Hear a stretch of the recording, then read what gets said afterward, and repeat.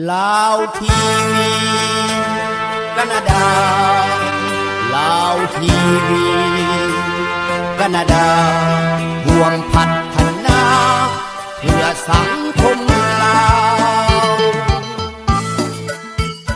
าวท่านทูตลาวร่วมฉลองวันศาสตร์ประเทศแคนาดาวันที่1กรกฎาคม2025ที่นครหลวงออตตาวาพระท่านทูตศรีสวัสดินพระจันทร์เอกอัครราชทูตวิสามัญผู้มีอำนาจเต็มแห่งสปป.ลาวประจำประเทศสหรัฐอเมริกาและแคนาดาได้เดินทางมาร่วมพิธีเฉลิมฉลองวันศาสตร์ประเทศแคนาดาปีที่158อยู่ที่สถานที่จัดงานใหญ่ประจำศาสตร์Liberation Flats นครหลวงออตตาวาการฉลองวันศาสตร์แคนาดาปีนี้เป็นปีที่มีความหมายอันสำคัญยิ่งประชาชนมีความตื่นตัวของความเป็นศาสตร์หลายขึ้นย้อนสภาพการทางด้านการเมืองที่แคนาดาถูกนาคูจากประเทศเพื่อนบ้านในทางวัฒกรรมและกำแพงภาษี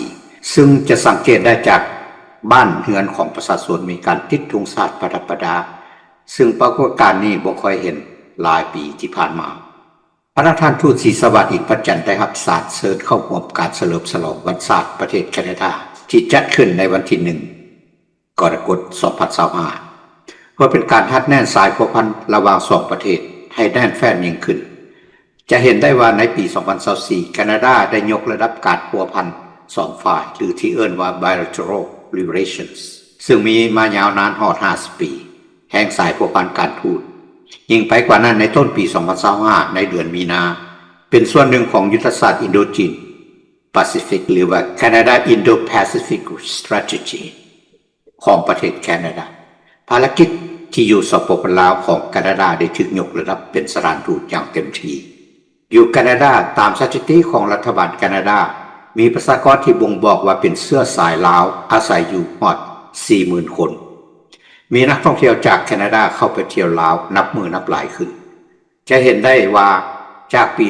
2019ก่อนการระบาดของพยาธิโควิด -19 มี 18,000 คนแคนาเดียนไปเที่ยวลาว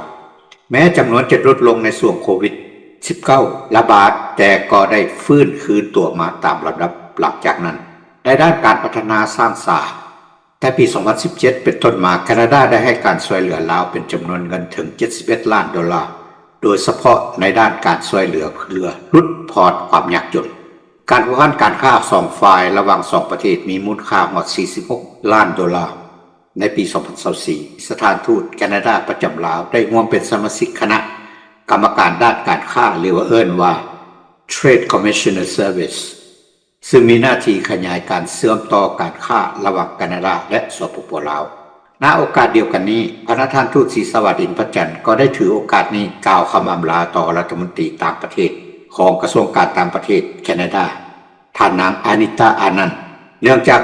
ท่านได้สิ้นสุดภารกิจอันสำคัญในฐานะเอกอัครราชทูตวิสามัญผู้มีอำนาจเต็มแห่งสปป.ลาวประจำประเทศแคนาดาก่อนการกินเลี้ยงที่เป็นทางการที่จัดขึ้นโดยกระทรวงการต่างประเทศแคนาดาจะสิ้นสุดลงรายการสังคมลาวในต่างแดนลาวทีวีแคนาดาข้าพเจ้าสมพร สมรแก้วรายงานจากนครหลวงออตตาวาประเทศแคนาดา